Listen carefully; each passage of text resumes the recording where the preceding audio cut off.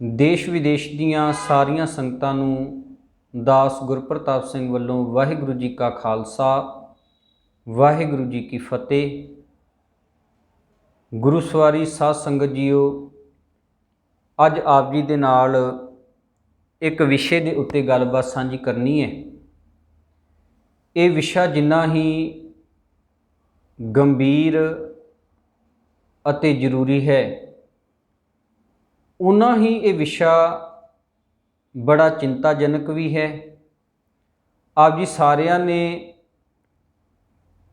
पिछले दिनी एक खबर जिहड़ी है सोशल मीडिया के उत्ते, प्रिंट मीडिया के उत्ते या होर माध्यम के राही सुनी होवेगी कि देश के प्रधानमंत्री नरेंद्र मोदी जी नूं एक वकील ने अपनी माता जिसका नाम बीबी बलजीत कौर जी है, उसदे वल्लों लिखी हुई एक गोविंद रामायण की कापी जिहड़ी है वो भेंट की है। सो सिक्खी दे वेड़े दे विच सिख जथेबंदियां दे अंदर इस विषय के उत्ते बड़ी चर्चा चली, गलबात भी सुहिरद सज्जणा दे वल्लों की जा रही है। पर मैं आप जी दे नाल अज गुरबाणी दे आधारित इस विषय के उत्ते गलबात करनी है, क्योंकि पिछले दिनी आप जी ने ये वेख्या होवेगा कि जदों राम मंदिर का नींह पत्थर रखिया तो उत्थे साडे अखोती जथेदार वो गए तो उत्थे भी गोबिंद गीता की गल जिहड़ी सी वो छिड़ी ते साडे वो अखोती जथेदार जिहड़े सन वो उत्थे एक गल कह के आए कि मैं अज अपने पूर्वजां की धरती के उत्ते आया। समय पर समय जिहड़ियां सिख विरोधी ताकतां ने वो इहो जे बयान जिहड़े ने वो दागदियां रहिंदियां ने, समय पर समय इहो जिहियां कोझियां चालां जिहड़ियां ने वो कीतियां जा रही ने। कदे गोबिंद गीता की गल आउंदी है, कदे सिखां नूं हिंदू दर्शाउण की गल आउंदी है, कदे सिੱਖੀ सिद्धांतां दे उत्ते हमलियां की गल आउंदी है, ते हुण आ गोविंद रामायण की जिहड़ी ये गल छिड़ी हुई है। इन्हां सारियां दे पिछे जिहड़ा भाव है ना, वो भाव है कि किवें ना किवें जिहड़ी सिੱਖੀ की विलक्षणता है, वो विलक्षणता, वो निरालापन जिहदे बारे भाई गुरदास जी ने गल की है, मारिया सिक्का जगत विच नानक निर्मल पंथ चलाया। इस विलक्षणता नूं ते इस निर्मलता नूं वो लोग जिहड़े ने वो मलीन करना चाहुंदे ने। वो लोग जिहड़े ने इस दे अंदर गंदलापन पैदा करना चाहुंदे ने। फिर वो समय पर समय इहो जिहियां कोशिशां जिहड़ियां ने वो कर रहे ने, ते अफसोस इस गल दा है कि असी सुते होए हां ते उन्हां लोकां दीयां कोशिशां जिहड़ियां ने वो हर रोज़, हर घड़ी, हर पल, हर सकिंट दे अंदर जारी ने। मैं जिहड़ी अज आप जी दे नाल गलबात साझी करनी है, ये गलबात आम तौर ते सिख जगत दे लई है, खास तौर ते उन्हां सिखां दे लई है जिहड़े सिख इहो जिहियां गल्लां तो गुमराह हो जांदे ने ते वो अपने बाणी दे इस महान खजाने नूं, इस फलसफे नूं, इस निर्मल पंथ की निर्मलता नूं, इस निराले पंथ की निरालता नूं, उज्जवलता नूं वो लोग जिहड़े ने वो समझण दा यतन ही नहीं करते, ते एक मिनट तो पहलां वो उन्हां दे पलड़े दे विच जाके बैठ जांदे ने।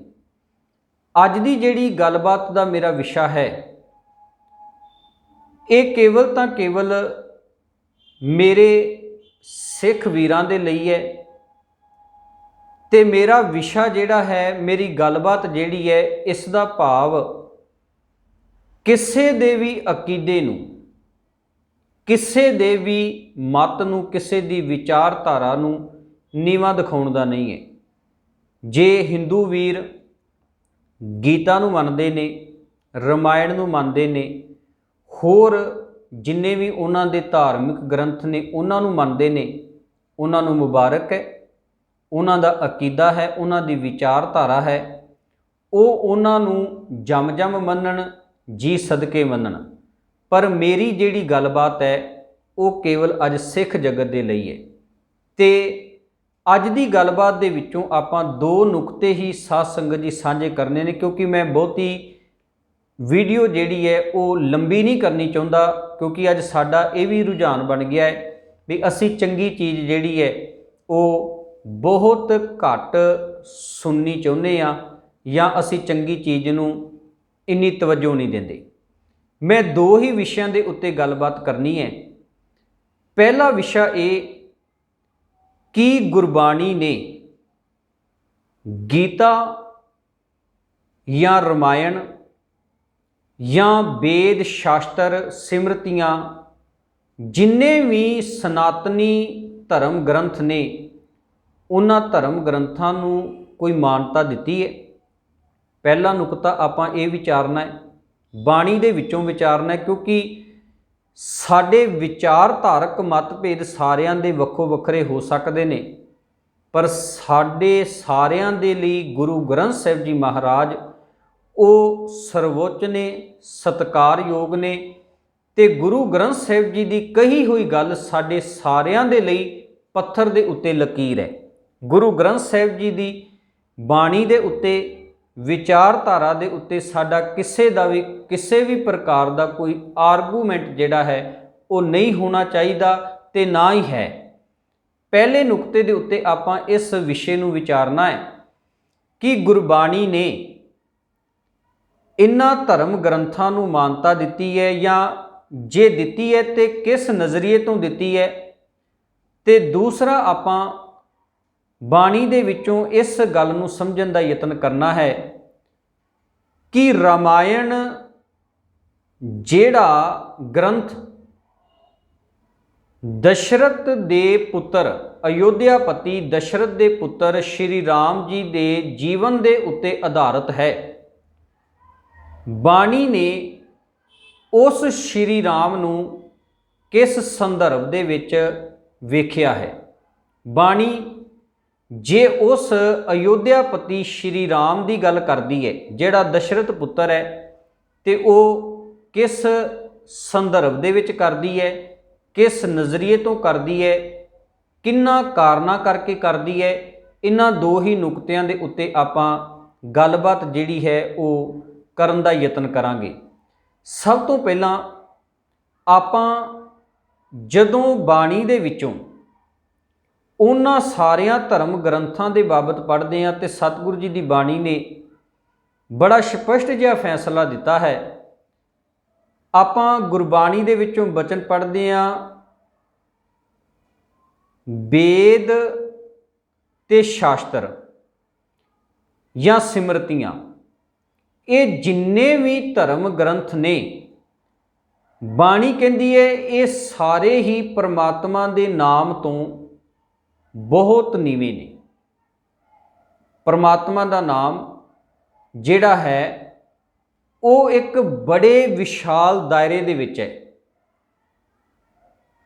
ਬਹੁ ਸ਼ਾਸਤਰ ਬਹੁ ਸਿਮਰਤੀ, ਪੇਖੇ ਸਰਬ ਢੰਡੋਲ, ਪੂਜਸ ਨਾਹੀ ਹਰ ਹਰੇ ਨਾਨਕ ਨਾਮ ਅਮੋਲ।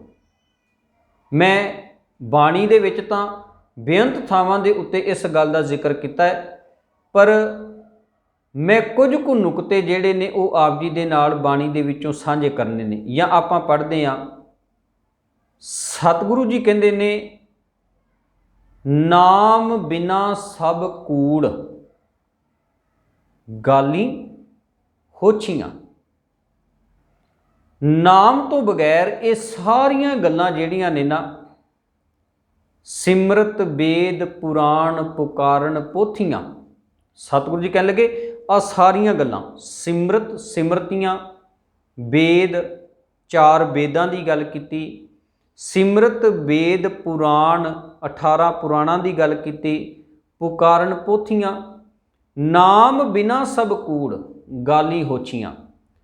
भगत कबीर साहब जी दे आपां दो बचन पढ़ते हैं, उन्होंने दोहां ही बचनां दे विच बड़ी प्यारी गल कही। वो कह लगे वेद पढ़े पढ़ ब्रह्मे जन्म गवाया, वेद पढ़े पढ़ ब्रह्मे जन्म गवाया। या भगत कबीर साहब जी ने तो इत्थों तक बख्शिश की, वो कह लगे वेद कतेब इफ्तरा भाई। इफ्तरा के अर्थ ने हवाई गल्लां, मुकाबला, झूठियां गल्लां। वेद कतेब इफ्तरा भाई दिल का फिक्र ना जाए, टुक दम करारी जो करे हाजिर हजूर खुदाए। या फिर आपां भगत कबीर साहब जी का बचन पढ़ते हैं तो वह कहते ने सनक सनंद महेश समाना, शेख नाग तेरू मरम न जाना, संत संगत राम हृदय बसाई, हनुमान सर गरुड़ समाना, सुरपत नरपत नहीं गुण जाना। सो इस शब्द के अंदर भी कबीर साहब जी कहते ने सनक सनंद महेश समाना। ब्रह्मा के चार पुत्र मन्ने गए ने, सनक सनंद सनत कुमार ते सनातन। ते ये मन्निया जाता है भी ब्रह्मा ने चारे वेद लिख के अपने इन्हां चारे पुत्रां नूं दिते हुए सन। हुण कबीर साहब जी उत्थे जिहड़ी गल सानूं समझाउणी चाहुंदे ने, वो कहंदे ने भी भावें उन्हां दे कोल ब्रह्मा दे सनक सनंद महेश समाना, महेश दे अर्थ ने शिव जी वर्गे, भावें उन्हां दे कोल ब्रह्मा दे लिखे हुए ते ब्रह्मा दे वल्लों दिते हुए चार वो वेद सन, पर उस अकाल पुरख परमात्मा दा अंत, ओदा दिल दा राज, ओदा भेद ये भी ना जान सके। सो कहण तो भाव बाणी ने बेअंत थावां दे उत्ते इस बाबत साडे सामने बड़ियां खुल के विचारां रखियां ने।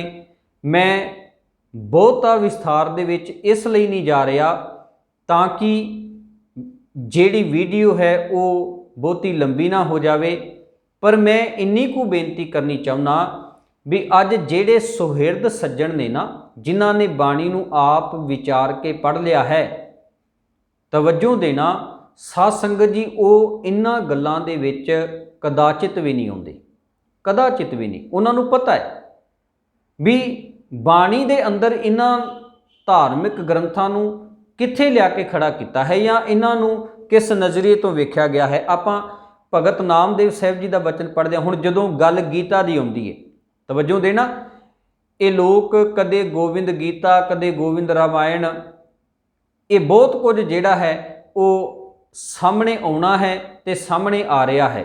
ते हौली हौली आने वाले समय दे विच तुसीं वेखियो 50 60 70 या 100 सालां तो बाद ये सब कुछ गुरु ग्रंथ साहिब जी दे बराबर प्रकाश हो जाना है।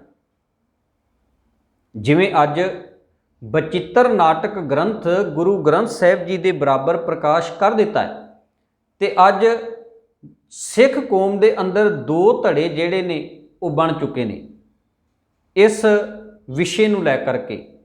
हुण ये भी जिहड़ा ग्रंथ सी ना, इसे ही वे तो इसे ही राह तो ये ग्रंथ जिहड़ा सी ये सिੱਖੀ दे वेड़े दे विच वाड़िया गया, ते अज उस ग्रंथ दी गल नूं कट्टण दे लई साडे कुछ कु जिहड़े ज्ञानी ने वो तैयार नहीं। वो उस ग्रंथ की गल साबित करन दे लई गुरु ग्रंथ साहिब जी की गल नूं कट जाणगे, गुरु ग्रंथ साहिब जी की विचारधारा नूं कट जाणगे। मैं अज ही किसी सज्जन की वीडियो सुन रहा सी ते उन्हें बड़े हुब के उहदे विच दावे किते बई जे तुसी इस ग्रंथ नूं नकार दिंदे हो ते तुसी वाहिगुरू जी का खालसा ते वाहिगुरू जी की फतेह कित्थों लैके आंदे हो। ते मैं जिहड़ी बेनती करनी चाहुंदा इस वीडियो दे राही भी जिस ग्रंथ की तुसी गल करके संगतां नूं गुमराह कर रहे हो ना, उस ग्रंथ दे ये मेरा सवाल है जी, जे कोई सज्जन इस सवाल का जवाब दे दवे, क्योंकि जिन्ना को मैं उस ग्रंथ नूं पढ़िया है, विचारिया है, स्टडी की है, मेरा अपना जिहड़ा तजर्बा है उस तजर्बे दे विचों मैं ये सवाल साझा कर रहा। ये सवाल सारी कौम दे लई है कि उस ग्रंथ दे 1428 पन्ने ने जिहदे विच अनेकां चैप्टर ने। उन्हां 1428 पन्नियां दे विचों किहड़े पन्ने दे उत्ते किहड़े चैप्टर दे विच वाहिगुरू जी का खालसा वाहिगुरू जी की फतेह लिखी हुई है, ये मैनूं वो सुहिरद सज्जन जिहड़े ने वो जरूर जवाब देण। ये मेरा सवाल है जी, बेनती रूप दे विच मैं गल कर रहा सी भी आउण वाले 50-60-100 सालां बाद ये अज जिहड़े गोविंद गीता गोविंद रामायण सानू बड़े मामूली जे बड़े छोटे जे मसले लगते हैं ना, ये आउण वाले समय दे विच गुरु ग्रंथ साहिब जी दे बराबर शरीक बन के बैठ जाणगे। ये बड़े वड्डे मसले बन जाणगे साडी कौम दे लई। इस करके मैं कौम पास बेनती करदा भी गुरु ग्रंथ साहिब जी की बाणी की कसवट्टी दे विचों आपां इन्हां मसलियां नूं हल करन दा यतन करिए ते सुहिरद होइए, सुचेत होइए भी किवें ये लोग सानू गुरबाणी तो दूर करके गुरबाणी दी उस निर्मल विचारधारा दे अंदर इहो जिहा विगाड़ जिहड़ा है वो पैदा करना चाहुंदे ने। मैं गल कर रहा सी भी गोविंद गीता ते गोविंद रामायण, हुण इन्हां दोवां ही ग्रंथां दे बाबत सतगुरु जी की बाणी सानू की हवाला दिंदी है। भगत नामदेव साहिब जी दे दोवें शब्द ने। भगत नामदेव साहिब जी कहते ने 874 अंक दे उत्ते वो कहते ने गुरमत राम नाम गहो मीता। गुरमत राम नाम गहो मीता। हे मित्र, गुरु की मत लैके उस परमात्मा दे, राम दे इत्थे भाव ने रमिया होया वाहिगुरू, उस परमात्मा दे नाम नूं फड़। गहो दे अर्थ ने फड़, पकड़। परनवै नामा इउं कह गीता। भगत नामदेव जी कहते ने परनवै नामा। नामदेव ये बेनती करता है, ये गल आखदा है, इउं कह गीता। नामदेव जी कह लगे भी गीता भी ये गल कह रही है। की गल कह रही है भी उस परमात्मा का नाम जिहड़ा है वो श्रेष्ठ है, अकाल पुरख ही श्रेष्ठ है। ये गल गीता भी कह रही है।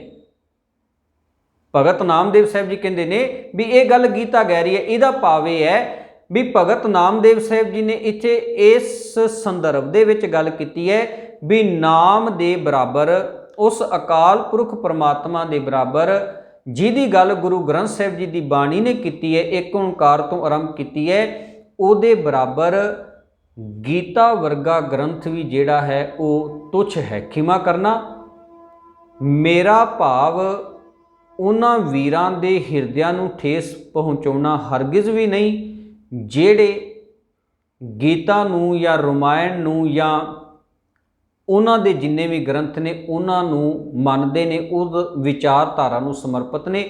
मैं केवल तां केवल गल उन्हां सिखां दे नाल कर रहा जिहड़े सिख गुरु ग्रंथ साहिब जी दे अगे नतमस्तक भी हुंदे ने, गुरु ग्रंथ साहिब जी नूं पढ़दे भी ने, जिहड़े गुरु ग्रंथ साहिब जी दे उत्ते अकीदत भी भेट करदे ने, पर फिर भी वो इहो जिहियां चालां दे विच फस जांदे ने। हुण भगत नामदेव जी ने ये गल कही।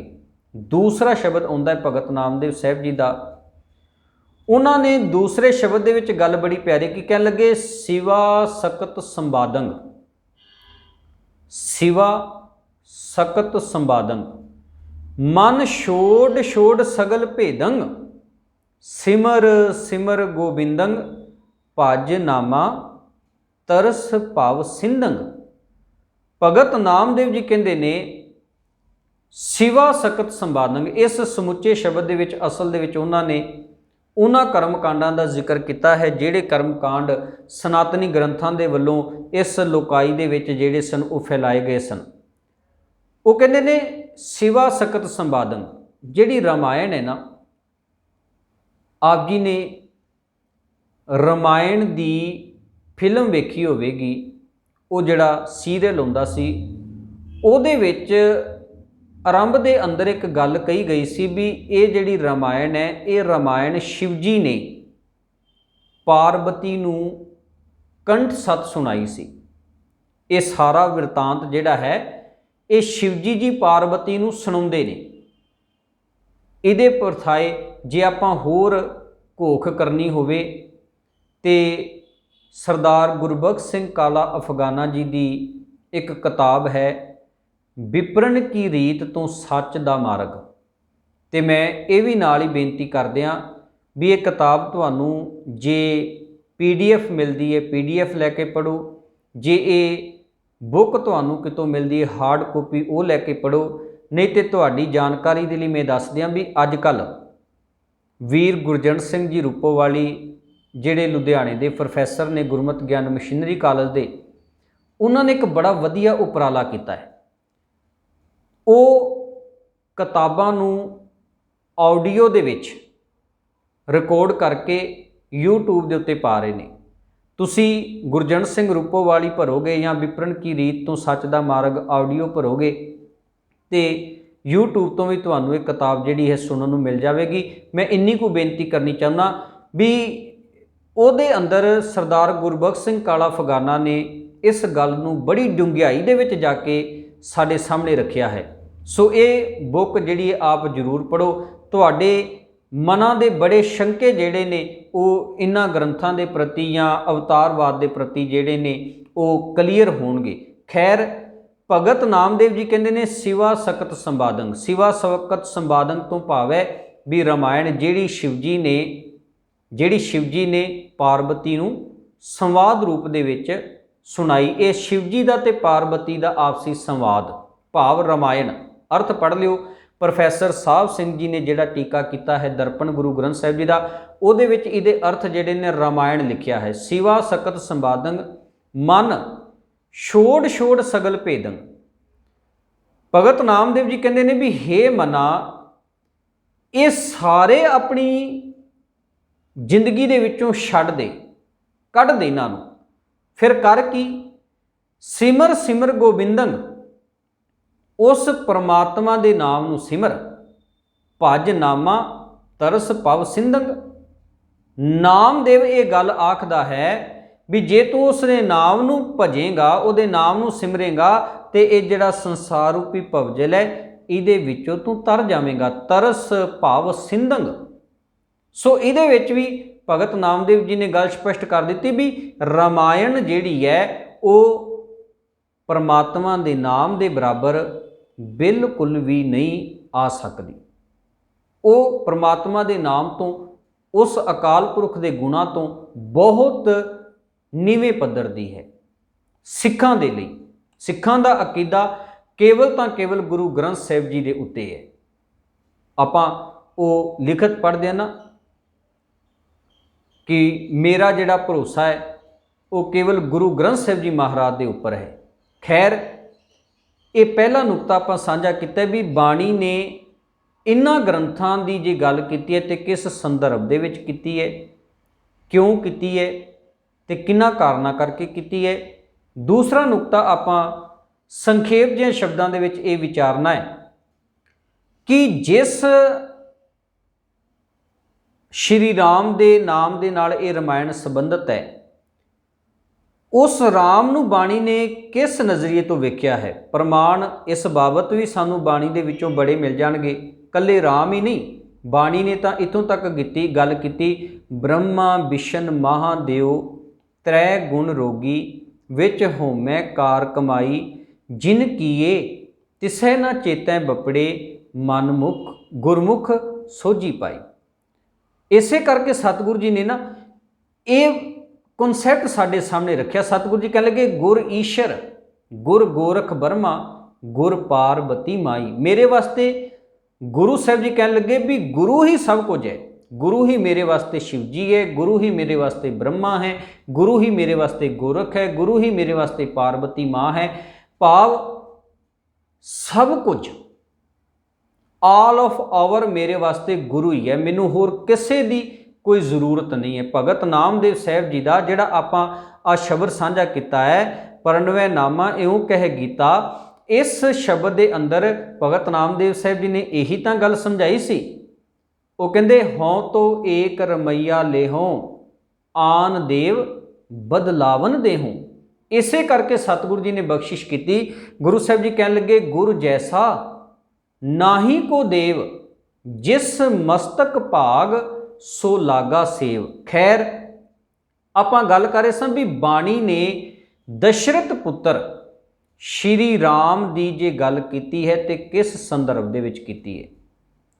तो कई बारी ये पहलां भी बयानबाजियां दित्तियां गईयां साडे लीडरां दे वल्लों भी, उन्हां लोकां दे वल्लों भी बाणी दे विच 2533 वार राम दा नाम आया है जी, ये राम दी उस्तत की गई है। तो आ जिहड़ी हुणे उस वकील ने, की नाम है उहदा, KTS तुलसी, उस वकील ने जिहड़ी उत्थे गोबिंद रामायण मोदी जी नूं भेंट की है, उत्थे भी उन्हें गुरु तेग बहादुर साहब जी का एक शब्द गाया, राम सिमर यह है तेरा काज है।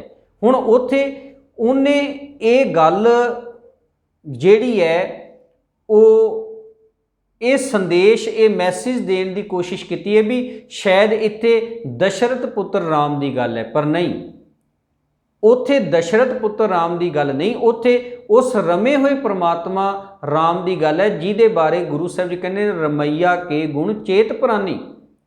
भगत कबीर साहब जी ने गल की है, वो कहते हैं कबीर राम कहन में भेद है। वो कहते राम कहन दे विच भी अंतर है, राम कहन में भेद है जा मैं एक विचार।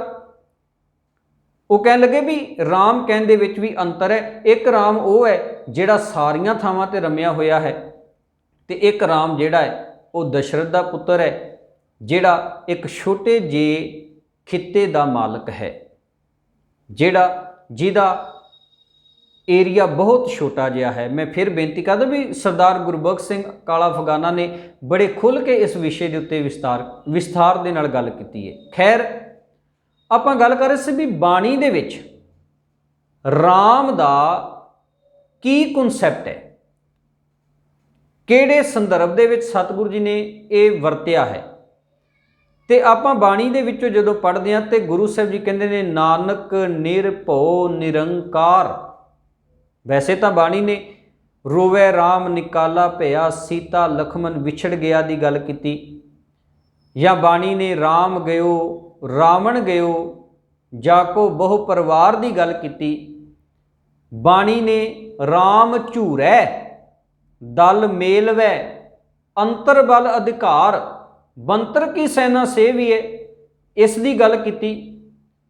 पर सतगुरु जी की बाणी ने किते भी दशरथ पुत्र श्री राम नूं उस रमे हुए परमात्मा उस राम दे बराबर खड़ा नहीं किया। बाणी तो ये कहती है जुगा जुगा के राजे की ये गावें कर अवतारी, भी ये अवतार बना दिते है, ये अपने अपने इलाकों के राजे सन। जिवें दशरथ राजा सी, दशरथ के जान तो बाद उहदा राज भाग उहदे पुत्र राम नूं मिलिया, जिहड़ा कि कैकेयी नूं नहीं पाया, ते उन्हें ये राज भाग बड़े कोझे जे ढंग दे नाल राम नूं बनवास दवा दिता ते अपने पुत्र भरत नूं वो राज भाग दिलवा दिता। सो एक ये उन्हां दा विषय है। मैं फिर बेनती करदे भी असी उन्हां दी किसी भी गल नूं असी टच नहीं करना, साडा उन्हां दी विचारधारा दे नाल किसी भी प्रकार का कोई मकसद नहीं। उन्हां नूं मुबारक है वो वीर जे इस रामायण नूं मनदे ने, जिस रामायण नूं कई कवियां ने जिस रामायण का अनुवाद किया है, जिस रामायण दे अंदर 24,000 श्लोक 647 ਅਧਿਆਏ ਤੇ 7 ਕਾਂਡ ਨੇ। ਇਹ 7 ਕਾਂਡ ਕਿਹੜੇ ਕਿਹੜੇ ਨੇ? ਬਾਲ ਕਾਂਡ, ਅਯੋਧਿਆ ਕਾਂਡ, ਆਰण्य ਕਾਂਡ, ਕਿਸ਼ਕਿੰਦਾ ਕਾਂਡ, ਸੁੰਦਰ ਕਾਂਡ, ਯੁੱਧ ਕਾਂਡ, ਉੱਤਰ ਕਾਂਡ। ਇਹ ਸਾਰਾ, ਤੇ ਜਿਸ ਰਾਮਾਇਣ ਦੇ ਅਨੁਸਾਰ ਰਾਮ ਨੇ 10,000 ਵਰੇ ਤੱਕ ਰਾਜ ਜਿਹੜਾ ਸੀ ਉਹ ਕੀਤਾ। ਖੈਰ ਇਹ ਉਹਨਾਂ ਦਾ ਵਿਸ਼ਾ ਹੈ, ਆਪਾਂ ਉਸ ਸਾਰੇ ਵਿਸ਼ੇ ਨੂੰ ਟੱਚ ਨਹੀਂ ਕਰਨਾ, ਤੇ ਨਾ ਹੀ ਸਾਡੀ ਕੋਈ ਇਹ ਭਾਵਨਾ ਹੈ ਵੀ ਅਸੀਂ ਉਹਨਾਂ ਦੇ ਅਕੀਦੇ ਨੂੰ ਕਿਸੇ ਪ੍ਰਕਾਰ ਦੇ ਨਾਲ ਕੋਈ ਠੇਸ ਪਹੁੰਚਾਈਏ। ਮੈਂ ਫਿਰ ਬੇਨਤੀ ਕਰ ਦੇਣੀ ਚਾਹੁੰਦਾ, ਮੇਰਾ ਅੱਜ ਦਾ ਜਿਹੜਾ ਗੱਲਬਾਤ ਦਾ ਜੋ ਮਕਸਦ ਹੈ ਉਹ ਕੇਵਲ ਸਿੱਖਾਂ ਦੇ ਨਾਲ ਹੈ ਵੀ ਸਿੱਖੋ, ਤੁਹਾਨੂੰ ਗੁਰੂ ਗ੍ਰੰਥ ਸਾਹਿਬ ਜੀ ਮਹਾਰਾਜ ਦੇ ਕਰਕੇ ਗਏ ਸਨ ਗੁਰੂ ਸਾਹਿਬ, ਤੇ ਤੁਹਾਡੇ ਇਤਿਹਾਸਕ ਸਰੋਤਾਂ ਦੇ ਵਿੱਚੋਂ ਤੁਹਾਨੂੰ ਇਹ ਗੱਲ ਮਿਲਦੀ ਹੈ, ਆਗਿਆ ਭਈ ਅਕਾਲ ਕੀ ਤਬੈ ਚਲਾਇਓ ਪੰਥ, ਸਭ ਸਿੱਖਣ ਕੋ ਹੁਕਮ ਹੈ ਗੁਰੂ ਮਾਨਿਓ ਗ੍ਰੰਥ। ਫਿਰ ਤੁਸੀਂ ਕਿਹੜੇ ਪਾਸੇ ਤੁਰੇ ਫਿਰਦੇ ਹੋ? ਕਦੇ ਸੋਚੋ ਵੀ ਜਿਸ ਗੁਰੂ ਗ੍ਰੰਥ ਸਾਹਿਬ ਜੀ ਮਹਾਰਾਜ ਦੇ ਅੰਦਰ ਆ ਕੁਝ ਲਿਖਿਆ ਹੈ, ਆ ਕੁਝ ਜਿਸ ਗੁਰੂ ਗ੍ਰੰਥ ਸਾਹਿਬ ਜੀ ਦੇ ਵਿੱਚ ਹੈ, ਤੇ ਕੀ ਗੁਰੂ ਗੋਬਿੰਦ ਸਿੰਘ ਜੀ ਮਹਾਰਾਜ ਨੇ ਇਹ ਨਹੀਂ ਪੜ੍ਹਿਆ ਹੋਵੇਗਾ? ਇਹ ਮੇਰਾ ਸਵਾਲ ਹੈ ਜੀ, ਵੀ ਗੁਰੂ ਗ੍ਰੰਥ ਸਾਹਿਬ ਜੀ ਮਹਾਰਾਜ ਨੇ ਇਹ ਸਭ ਕੁਝ ਨਹੀਂ ਪੜ੍ਹਿਆ ਹੋਵੇਗਾ? ਭਗਤ ਨਾਮਦੇਵ ਜੀ ਦੇ ਇਹ ਸ਼ਬਦ ਨਹੀਂ ਪੜ੍ਹੇ ਹੋਣਗੇ, ਸਿਵਾ ਸਕਤ ਸੰਬਾਦੰਗ ਮਨ ਛੋੜ ਛੋੜ ਸਗਲ ਭੇਦੰਗ, ਸਿਮਰ ਸਿਮਰ ਗੋਬਿੰਦੰਗ ਭਜ ਨਾਮਾ ਤਰਸ ਪਵ ਸਿੰਦੰਗ। ਕਿ ਗੁਰੂ ਸਾਹਿਬ ਜੀ ਨੇ ਇਹ ਸ਼ਬਦ ਜਿਹੜੇ ਨੇ ਗੁਰੂ ਗ੍ਰੰਥ ਸਾਹਿਬ ਜੀ ਦੇ ਵਿੱਚੋਂ ਨਹੀਂ ਪੜ੍ਹੇ ਹੋਣਗੇ? ਇੱਕ ਪਾਸੇ ਤਾਂ ਅਸੀਂ ਕਹਿੰਦੇ ਆ ਵੀ ਜਦੋਂ ਗੁਰੂ ਗੋਬਿੰਦ ਸਿੰਘ ਜੀ ਮਹਾਰਾਜ ਨੇ ਦਮਦਮਾ ਸਾਹਿਬ ਦੀ ਧਰਤੀ ਦੇ ਉੱਤੇ ਦਮਦਮੀ ਬੀੜ ਜਿਹੜੀ ਹੈ ਉਹ ਭਾਈ ਮਨੀ ਸਿੰਘ ਜੀ ਤੇ ਬਾਬਾ ਦੀਪ ਸਿੰਘ ਜੀ ਦੇ ਕੋਲੋਂ ਲਿਖਵਾਈ, ਤੇ ਉਹਨਾਂ ਨੇ ਉੱਥੇ ਕੰਠ ਸਤ ਬਾਣੀ ਜਿਹੜੀ ਸੀ ਉੱਥੇ ਉਹਨਾਂ ਦੋ ਸਿੱਖਾਂ ਦੇ ਕੋਲੋਂ ਲਿਖਵਾ ਕੇ ਸੇਵਾ ਲਈ ਵੀ ਗੁਰੂ ਸਾਹਿਬ ਜੀ ਨੂੰ ਕੰਠ ਸੀ ਬਾਣੀ, ਸਮੁੱਚਾ ਗੁਰੂ ਗ੍ਰੰਥ ਸਾਹਿਬ ਕੰਠ ਸੀ। ਇੱਕ ਪਾਸੇ ਤਾਂ ਅਸੀਂ ਇਹ ਗੱਲ ਕਹਿੰਦੇ ਆ, ਤੇ ਤਵੱਜੋ ਦੇਣਾ, ਜਿਹੜੀ ਚੀਜ਼ ਕੰਠ ਹੋਵੇ, ਹੁਣ ਕੰਠ ਉਹੀ ਚੀਜ਼ ਹੁੰਦੀ ਹੈ ਜਿਹਦੇ ਅਰਥ ਭਾਵਾਂ ਦਾ ਪਤਾ ਹੋਵੇ, ਨਹੀਂ ਤਾਂ ਜਿਹਦੇ ਅਰਥ ਭਾਵਾਂ ਦਾ ਪਤਾ ਨਹੀਂ ਹੈ ਨਾ, ਜਿਹਦੇ ਸਾਨੂੰ ਸ਼ਬਦ ਅਰਥ ਨਹੀਂ ਆਉਂਦੇ, ਉਹ ਚੀਜ਼ ਅਸੀਂ ਲੱਖ ਵਾਰੀ ਕੰਠ ਕਰ ਲਈਏ, ਉਹ ਰੱਟਾਫਿਕੇਸ਼ਨ ਹੈ, ਤੇ ਉਹ ਰੱਟਾਫਿਕੇਸ਼ਨ ਸਾਨੂੰ ਭੁੱਲ ਜਾਂਦਾ ਹੈ। ਜੇ ਗੁਰੂ ਸਾਹਿਬ ਜੀ ਨੂੰ ਉੱਥੇ ਬਾਣੀ ਕੰਠ ਸਤ ਹੈ, ਤੇ ਇਹਦਾ ਮਤਲਬ ਗੁਰੂ ਗ੍ਰੰਥ ਸਾਹਿਬ ਜੀ ਦੇ ਕੱਲੇ ਕੱਲੇ ਸ਼ਬਦ ਦਾ ਅਰਥ ਗੁਰੂ ਗੋਬਿੰਦ ਸਿੰਘ ਜੀ ਨੂੰ ਪਤਾ ਹੈ। ਉਹਨਾਂ ਨੇ ਬੜੇ ਗਹੁ ਦੇ ਨਾਲ, ਬੜੀ ਗੰਭੀਰਤਾ ਦੇ ਨਾਲ, ਬੜੀ ਡੂੰਘਾਈ ਦੇ ਵਿੱਚ ਜਾ ਕੇ ਉਹਨਾਂ ਅਰਥਾਂ ਨੂੰ ਵਿਚਾਰਿਆ ਹੈ। ਤੇ ਇੱਕ ਪਾਸੇ ਅਸੀਂ ਇਹੋ ਜਿਹਾ ਗੁਰੂ ਸਾਹਿਬ ਜੀ ਦੇ ਨਾਮ ਦੇ ਉੱਤੇ ਆ ਮੜ ਰਹੇ ਹਾਂ ਵੀ ਗੁਰੂ ਸਾਹਿਬ ਜੀ ਨੇ ਗੋਬਿੰਦ ਰਾਮਾਇਣ, ਕਦੇ ਕੋਈ ਗੋਬਿੰਦ ਗੀਤਾ ਚੁੱਕ ਕੇ ਲੈ ਆਂਦਾ ਹੈ, ਕਦੇ ਕੋਈ ਗੋਬਿੰਦ ਰਾਮਾਇਣ ਚੁੱਕ ਕੇ ਲੈ ਆਂਦਾ ਹੈ। ਅਸੀਂ ਕਿਉਂ ਨਹੀਂ ਇਹਨਾਂ ਗੱਲਾਂ ਨੂੰ ਸਮਝ ਰਹੇ ਵੀ ਇਹ ਸਾਡੀ ਨਿਰਮਲਤਾ ਨੂੰ, ਉਸ ਭਾਵਨਾ ਨੂੰ ਜਿਹਦੀ ਗੱਲ ਭਾਈ ਗੁਰਦਾਸ ਜੀ ਨੇ ਕੀਤੀ ਹੈ, ਮਾਰਿਆ ਸਿੱਕਾ ਜਗਤ ਵਿੱਚ ਨਾਨਕ ਨਿਰਮਲ ਪੰਥ ਚਲਾਇਆ, ਇਸ ਨਿਰਮਲਤਾ ਨੂੰ ਉਹ ਲੋਕ ਕੋਝਾ ਕਰਨਾ ਚਾਹੁੰਦੇ ਨੇ, ਖਤਮ ਕਰਨਾ ਚਾਹੁੰਦੇ ਨੇ, ਗੰਦਲਾ ਕਰਨਾ ਚਾਹੁੰਦੇ ਨੇ। ਉਹ ਸਾਨੂੰ ਮੁੜ ਉਸ ਅਵਤਾਰਵਾਦ ਦੇ ਵਿੱਚ ਉਲਝਾ ਦੇਣਾ ਚਾਹੁੰਦੇ ਨੇ, ਜਿਸ ਅਵਤਾਰਵਾਦ ਦੇ ਵਿੱਚੋਂ ਸਾਨੂੰ ਗੁਰੂ ਸਾਹਿਬਾਨਾਂ ਨੇ ਅੱਜ ਤੋਂ ਕਈ ਸੌ ਸਾਲ ਪਹਿਲਾਂ ਕੱਢ ਦਿੱਤਾ ਸੀ। ਉਹ ਫਿਰ ਸਾਨੂੰ ਉਸੇ ਦੇਵ ਪੂਜਾ ਵਾਲੇ ਪਾਸੇ ਜੋੜ ਦੇਣਾ ਚਾਹੁੰਦੇ ਨੇ, ਜਿਸ ਦੇਵ ਪੂਜਾ ਦਾ ਖੰਡਨ ਕਰਦਿਆਂ ਹੋਇਆਂ ਸਤਿਗੁਰੂ ਜੀ ਦੀ ਬਾਣੀ ਨੇ ਸਾਨੂੰ ਇਹ ਗੱਲ ਕਹੀ ਸੀ, ਪੂਜੋ ਰਾਮ ਏਕ ਹੀ ਦੇਵਾ, ਸਾਚਾ ਨਾਵਣ ਗੁਰ ਕੀ ਸੇਵਾ। ਖੈਰ ਮੈਂ ਜਿਹੜੀ ਬੇਨਤੀ ਕਰ ਰਿਹਾ ਸਾਂ ਵੀ ਹੁਣ ਬਾਣੀ ਨੇ ਰਾਮ ਨੂੰ ਕਿਸ ਸੰਦਰਭ ਦੇ ਵਿੱਚ ਵੇਖਿਆ ਹੈ, ਤੇ ਆਪਾਂ ਬਚਨ ਪੜ੍ਹਦੇ ਹਾਂ, ਨਾਨਕ ਨਿਰਭਉ ਨਿਰੰਕਾਰ ਹੋਰ ਕੇਤੇ ਰਾਮ ਰਵਾਲ। ਰਵਾਲ ਦੇ ਅਰਥ ਨੇ ਚਰਨਾਂ ਦੀ ਧੂੜ। ਸਤਿਗੁਰੂ ਜੀ ਕਹਿੰਦੇ ਨੇ, ਤੇ ਇਸ ਬਾਣੀ ਦਾ ਰੋਜ਼ ਆਪਾਂ ਪਾਠ ਕਰਦੇ ਹਾਂ, ਕੀਰਤਨ ਹੁੰਦਾ ਹੈ ਸਾਡੇ ਗੁਰਦੁਆਰਿਆਂ ਦੇ ਵਿੱਚ। ਪਰ ਇੱਕ ਮੈਂ ਹੋਰ ਛੋਟਾ ਜਿਹਾ ਪੱਖ ਇਸ ਬਾਬਤ ਸਾਂਝਾ ਕਰਕੇ ਖਿਮਾ ਦਾ ਜਾਚਕ ਹੋਵਾਂ। ਅੱਜ ਆਸਾ ਕੀ ਵਾਰ ਦੀ ਬਾਣੀ, ਜਿਹਦੇ ਅੰਦਰ ਸਾਨੂੰ ਇਨ੍ਹਾਂ ਸਾਰੀਆਂ ਮਨਮਤਾਂ ਤੋਂ ਰੋਕਿਆ ਗਿਆ, ਅੱਜ ਬੜੇ ਬਰੀਕੀ ਦੇ ਨਾਲ, ਬੜੇ ਕੋਝੇ ਢੰਗ ਦੇ ਨਾਲ, ਬੜੇ ਤਰੀਕੇ ਦੇ ਨਾਲ ਅੱਜ ਉਸ ਬਾਣੀ ਦਾ ਵਕਾਰ ਵੀ ਜਿਹੜਾ ਹੈ ਉਹ ਸਾਡੇ ਜੀਵਨ ਦੇ ਵਿੱਚੋਂ ਘਟਾਇਆ ਜਾ ਰਿਹਾ। ਤੁਸੀਂ ਵੇਖੋ, ਵਿਰਲਿਆਂ ਗੁਰਦੁਆਰਿਆਂ ਨੂੰ ਛੱਡ ਕੇ ਅੱਜ ਆਸਾ ਕੀ ਵਾਰ ਜੇ ਗੁਰਦੁਆਰਿਆਂ 'ਚ ਪਹਿਲੀ ਗੱਲ ਤਾਂ ਸਵੇਰੇ ਪੜ੍ਹੀ ਨਹੀਂ ਜਾਂਦੀ, ਜੇ ਪੜ੍ਹੀ ਜਾਂਦੀ ਹੈ ਤਾਂ ਕਿੰਨੀ ਪੜ੍ਹੀ ਜਾਂਦੀ ਹੈ? 4 ਛੱਕੇ, 6 ਛੱਕੇ 8 ਛੱਕੇ ਇਹ इस ढंग ਦੇ ਨਾਲ डिवाइड कर ਦਿੱਤੀ ਤੇ ਹੌਲੀ ਹੌਲੀ ਉਹਨਾਂ ਲੋਕਾਂ ਨੇ ਇਹ ਵੀ ਜਿਹੜੀ ਹੈ ਉਹ ਬੜੇ ਢੰਗ ਦੇ ਨਾਲ ਖਤਮ ਕਰ ਦੇਣੀ ਹੈ। ਤੁਸੀਂ ਵੇਖੋ ਵੀ ਬੜੇ ਗੁਰਦੁਆਰੇ ਐਸੇ ਨੇ ਜਿਨ੍ਹਾਂ ਦੇ ਅੰਦਰ ਸ਼ਾਮ ਨੂੰ ਆਰਤੀ ਜਿਹੜੀ ਹੈ ਉਹ ਕੰਪਲਸਰੀ ਹੈ, ਪਰ ਸਵੇਰੇ ਆਸਾ ਦੀ ਵਾਰ ਨਹੀਂ ਪੜ੍ਹੀ ਜਾਂਦੀ। ਜੇ ਪੜ੍ਹੀ ਜਾਂਦੀ ਹੈ ਤੇ ਉਹ 4 ਛੱਕੇ ਉਹ ਟੁੱਟਵੇਂ ਜਿਹੇ ਰੂਪ ਦੇ ਵਿੱਚ। ਹੁਣ ਕਿਉਂ? ਇਹਦੇ ਪਿੱਛੇ ਰੀਜ਼ਨ ਕੀ ਹੈ? ਕਿਉਂਕਿ ਜਿਹੜੀ ਆਰਤੀ ਹੈ ਨਾ, ਆਰਤੀ ਸਿੱਧਾ ਸਾਡਾ ਮਾइंड ਜਿਹੜਾ ਉੱਥੇ ਜਾ ਕੇ ਸੈਟਅਪ ਕਰਦੀ ਹੈ ਜਿਹੜੀ ਗੱਲ ਬ੍ਰਾਹਮਣ ਨੂੰ ਜਾਂ ਜਿਹੜੀ ਗੱਲ ਵਿਪਰ ਨੂੰ ਫਿੱਟ ਬੈਠਦੀ ਹੈ। ਆਸਾ ਕੀ ਵਾਰ ਹਰ ਇੱਕ ਪੰਕਤੀ ਦੇ ਅੰਦਰ ਬ੍ਰਾਹਮਣ ਦੀ ਹਰ ਇੱਕ ਗੱਲ ਦਾ ਬੜਾ ਤੋੜਵਾਂ ਜਵਾਬ ਦਿੰਦੀ ਹੈ। ਇਸ ਕਰਕੇ ਬੜੀ ਨੀਤੀ ਦੇ ਨਾਲ ਅੱਜ ਸਾਡੇ ਗੁਰਦੁਆਰਿਆਂ ਦੇ ਵਿੱਚੋਂ ਆਸਾ ਕੀ ਵਾਰ ਜਿਹੜੀ ਹੈ ਉਹ ਘੱਟ ਕਰ ਦਿੱਤੀ ਗਈ ਤੇ ਹੌਲੀ ਹੌਲੀ ਜਿਹੜੀ ਹੈ ਉਹ ਆਸਾ ਕੀ ਵਾਰ ਬਿਲਕੁਲ ਸਮਾਪਤ ਕਰ ਦਿੱਤੀ ਜਾਵੇਗੀ। ਤੁਸੀਂ ਵੇਖੋ ਵੀ ਗੁਰੂ ਸਾਹਿਬ ਜੀ ਆਸਾ ਕੀ ਵਾਰ ਨੂੰ ਕਿੰਨੀ ਇੰਪੋਰਟੈਂਸ ਦਿੰਦੇ ਨੇ। ਸਰਸਾ ਨਦੀ ਦੇ ਕੰਢੇ ਦੇ ਉੱਤੇ ਦੁਸ਼ਮਣ ਫੌਜਾਂ ਨੇ ਪਿੱਛੇ ਕਿੰਨੇ ਭਿਆਨਕ ਮਾਹੌਲ ਬਣੇ ਨੇ, ਪਰ ਗੁਰੂ ਸਾਹਿਬ ਜੀ ਉੱਥੇ ਆਸਾ ਕੀ ਵਾਰ ਦਾ ਸੰਪੂਰਨ ਕੀਰਤਨ ਕਰਦੇ ਨੇ। ਚਮਕੌਰ ਗੜ੍ਹੀ ਦੇ ਵਿੱਚ ਅੰਮ੍ਰਿਤ ਵੇਲੇ ਜੋ ਯੁੱਧ ਤੋਂ ਪਹਿਲਾਂ ਆਸਾ ਕੀ ਵਾਰ ਦੇ ਕੀਰਤਨ ਕੀਤੇ ਜਾਂਦੇ ਨੇ, ਸਾਡੇ ਇਤਿਹਾਸਿਕ ਸਰੋਤ ਨੇ। ਪਰ ਅੱਜ ਹੌਲੀ ਹੌਲੀ ਆਸਾ ਕੀ ਵਾਰ ਸਾਡੇ ਗੁਰਦੁਆਰਿਆਂ ਦੇ ਵਿੱਚੋਂ ਮਨਫੀ ਕਰ ਦਿੱਤੀ ਜਾ ਰਹੀ ਹੈ ਜਾਂ ਘਟਾ ਦਿੱਤੀ ਜਾ ਰਹੀ ਹੈ ਜਾਂ ਮਨਫੀ ਕਰ ਦਿੱਤੀ ਜਾਵੇਗੀ।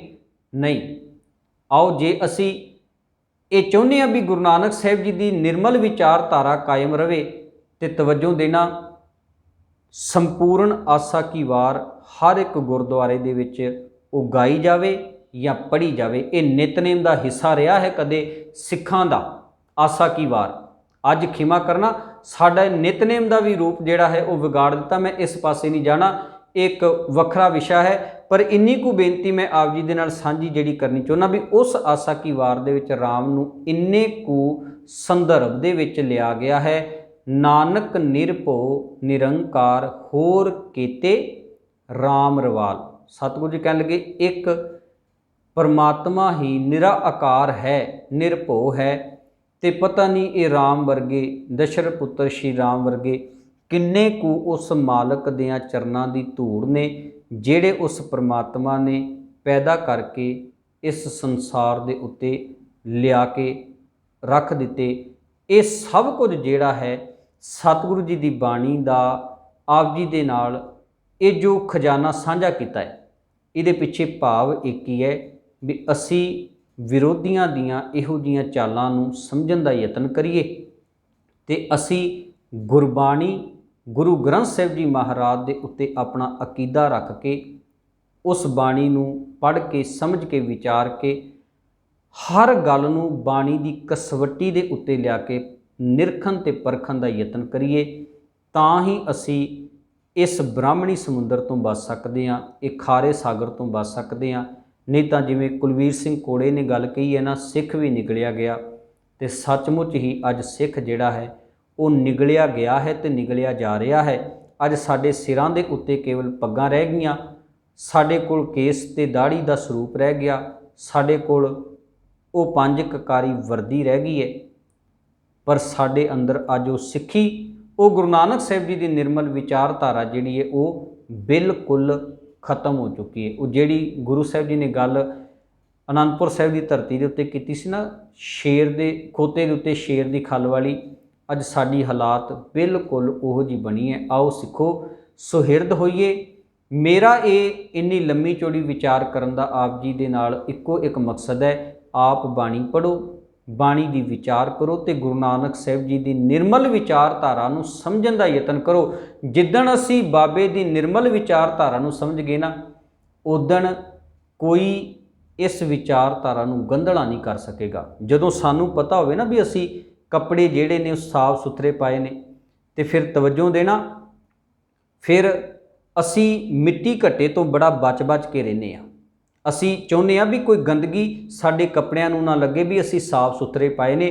ਜਿੱਦਣ ਸਾਨੂੰ ਇਸ ਗੱਲ ਦਾ ਅਹਿਸਾਸ ਹੋਏਗਾ ਵੀ ਸਾਡੇ ਬਾਬੇ ਨਾਨਕ ਦੀ ਵਿਚਾਰਧਾਰਾ ਬੜੀ ਨਿਰਮਲ ਤੇ ਪਵਿੱਤਰ ਹੈ, ਉਹ ਕਿਸੇ ਦੇ ਵਿੱਚ ਨਹੀਂ ਫਿੱਟ ਹੋ ਸਕਦੀ, ਉਦਣ ਅਸੀਂ ਹਰ ਇੱਕ ਉਸ ਵਿਚਾਰਧਾਰਾ ਤੋਂ ਬਚ ਜਾਵਾਂਗੇ। ਜਿਹੜੀ ਵਿਚਾਰਧਾਰਾ ਬਾਬੇ ਨਾਨਕ ਦੀ ਵਿਚਾਰਧਾਰਾ ਨੂੰ ਗੰਧਲਾ ਕਰਨ ਦੀਆਂ ਪੁਰਜ਼ੋਰ ਕੋਸ਼ਿਸ਼ਾਂ ਕਰਦੀ ਹੈ। ਸੋ ਇੰਨੀਆਂ ਕੁ ਬੇਨਤੀਆਂ ਪ੍ਰਵਾਨ ਕਰਨੀਆਂ ਜੀ। ਬੇਅੰਤ ਪ੍ਰਕਾਰ ਦੀਆਂ ਭੁੱਲਾਂ ਚੁੱਕਾਂ ਦੀ ਖਿਮਾ। ਵਾਹਿਗੁਰੂ ਜੀ ਕਾ ਖਾਲਸਾ, ਵਾਹਿਗੁਰੂ ਜੀ ਕੀ ਫਤਿਹ।